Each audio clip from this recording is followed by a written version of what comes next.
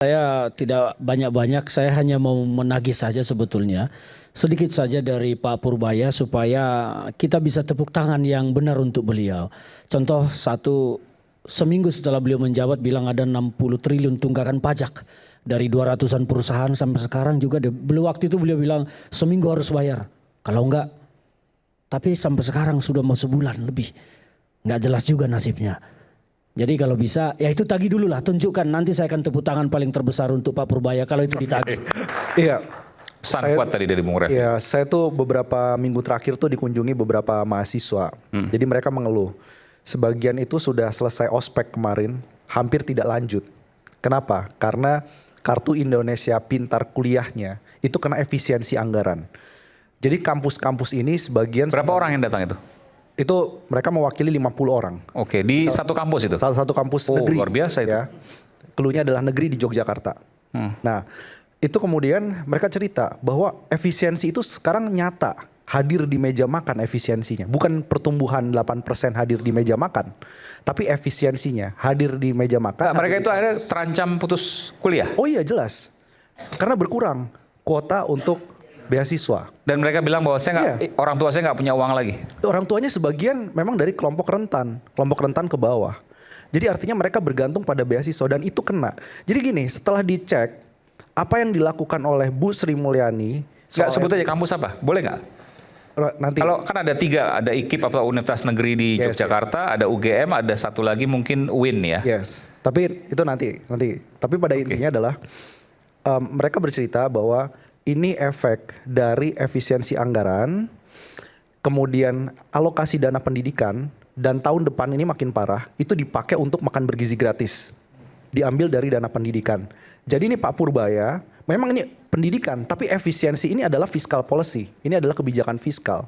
Jadi Pak Purbaya ini harus berani bilang, tadi tidak boleh diintervensi secara politik, dia harus berani bilang bahwa BGN itu nggak boleh mengambil dari dana pendidikan. Karena ini akan mengancam masa depan banyak sekali guru-guru. Kita dapat cerita juga dari beberapa guru yang ada di Nusa Tenggara Timur. Itu akhirnya tidak mampu membeli bensin untuk ke sekolah. Itu karena efek dari efisiensi dalam anggaran pendidikan. Jadi ini efeknya sudah terasa. Nah jadi kalau tahun depan anggaran pendidikan kita keluarkan makan bergizi gratis dari anggaran pendidikan. Itu turun tajam anggaran pendidikan. Itu nggak 20% lagi dari APBN. Nah ini ada di radar siapa? Ini ada di radarnya Pak Purbaya. Kalau memang dia serius. Kalau kita lihat so far, efisiensi dari Bu Sri Mulyani kemudian ke Purbaya, itu nggak ada bedanya. Jadi seolah, ada defisit yang diperlebar karena fiskalnya agresif. Enggak. Jadi kalau saya ngelihat Pak Purbaya itu masih dalam... Bayang-bayang? Bukan bayang-bayang. School of thought-nya itu masih sayap kanan. Jadi diagramnya kanan. Tapi diagram kanan yang berbeda dengan Bu Sri Mulyani, dia fiskal disiplin, ini agak sedikit longgar, tapi efisiensi atau austerity program, nggak berubah. Penghematannya nggak berubah.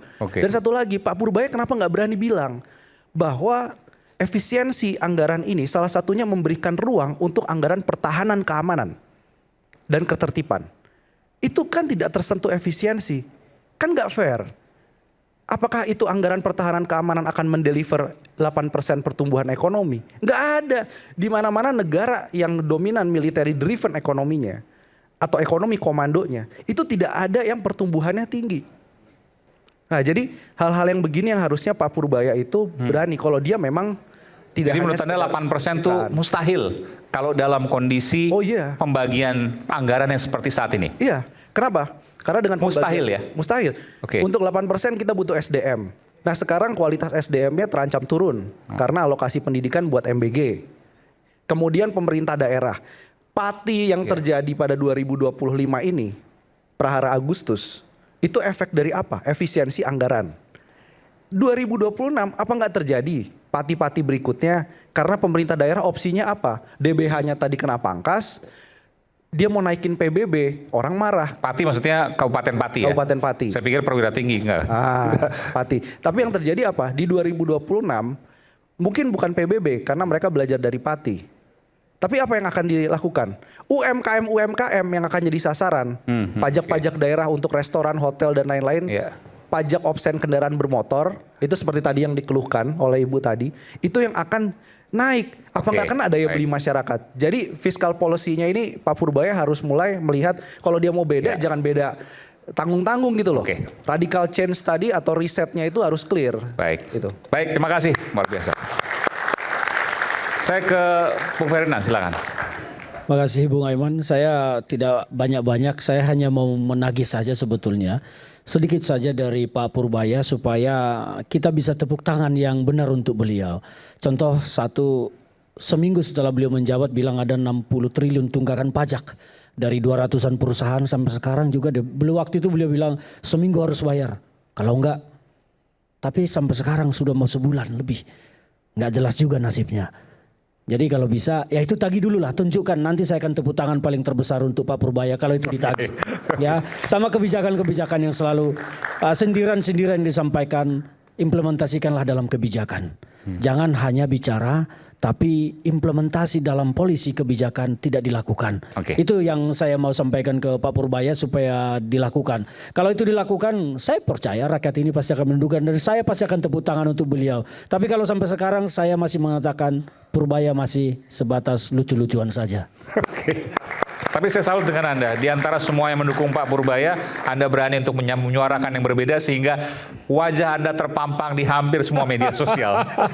Karena saya ingin kekritisan masyarakat generasi muda kita itu tetap terpelihara. Karena tadi kalau videonya Pak Purbaya, terima kasih dukungannya Gen Z, kita akan kaya raya sama-sama. Waduh, ngeri sekali. Kalau nggak kaya nanti bagaimana mereka kalau menuntut Purbaya? Kan itu nasibnya. Bung Tova, silakan. Baik, dari semua narasumber saya bisa menyimpulkan sedikit, meskipun kurang satu ya. Rata-rata banyak harapan ya, berharap kepada Pak Purbaya untuk memperbaiki keadaan, untuk mengubah yang dari kebiasaan ataupun stereotip Kementerian Keuangan yang lama maupun pejabat lain yang kita tahu menjadi lebih baik. Setidaknya ini harapan-harapan yang saya dengar tadi. Yang kedua, ini kembali ke soal gaya. Ini meskipun sederhana, tapi ini penting.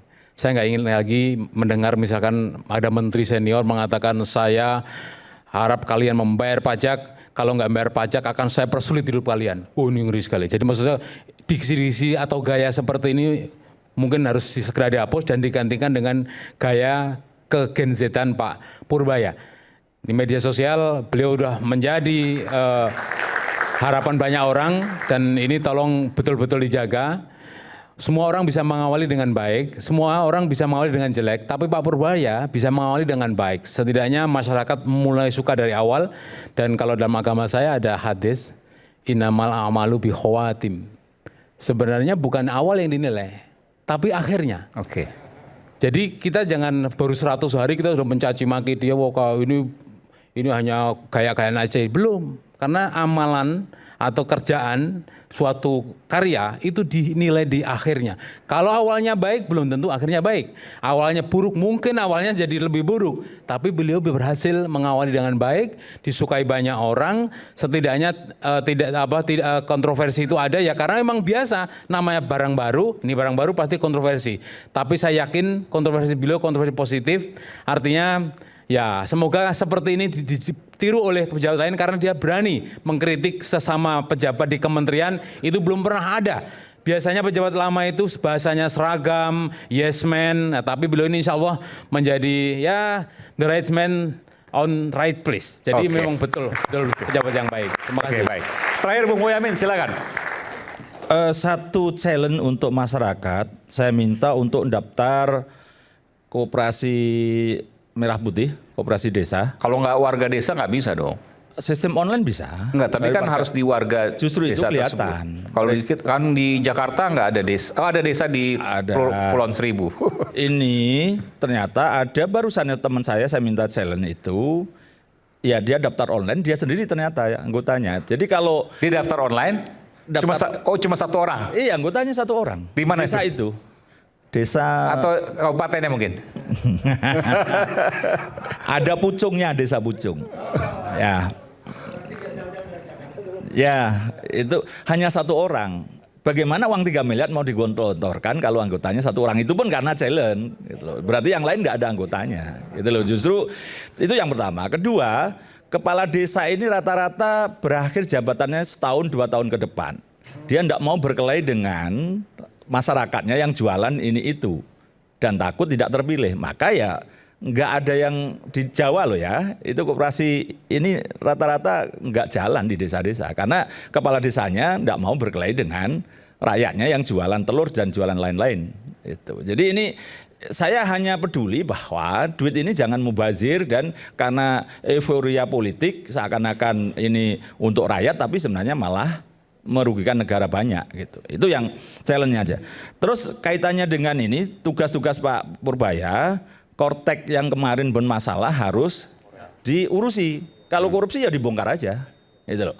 Terus kedua, ada kemarin minyak goreng langka mahal itu kan ada istilah pusat logistik berikat. Yang harusnya itu dari CPO menjadi setengah minyak goreng, ada fungsi ekonomi, tapi ternyata digelontorkan aja. Dijual keluar utuh CPO aja. Iya, ini betul. juga PR diberesin. Iya. Terus cukai tadi yang tahun 2011-2015 itu ada bahkan temuan BPK-nya yang saya akan serahkan nanti, itu yang kemarin. Terus yang target yang paling aman adalah tadi sebenarnya saya minta Pak Antoni Budiawan itu untuk menjelaskan tax ratio, tapi dari kebocoran-kebocoran itulah yang harusnya tax ratio kita itu kalau negara yang berkembang maju itu 14%. Oke. Kita hanya 10%. Di bawah itu bahkan. Nah, sekarang Pak Purbaya saya target aja. Dalam setahun dia harus meningkatkan tax ratio rata-rata pajak dibandingkan dengan penghasilan kotor masyarakat itu 1/4% aja lah. Jadi 4 tahun dia akan dapat 2%. Oke. 2% itu udah 2.000 triliun. Oke. Sudah mendekati APBN kita yang 3.000 triliun. Mampu nggak itu? Kalau nggak mampu ya omong kosong semua teman-teman ini semua. Masih. Saatnya Gen Z tentukan arah. Dialog inspiratif bersama narasumber terkemuka. Generasi muda melek finansial di era digital. Workshop Beauty Class. Audisi calon jurnalis muda iNews. Live stage performance musisi tanah air. iNews Media Group Campus Connect 28 dan 29 Oktober 2025. Connecting Ideas, Inspiring Future.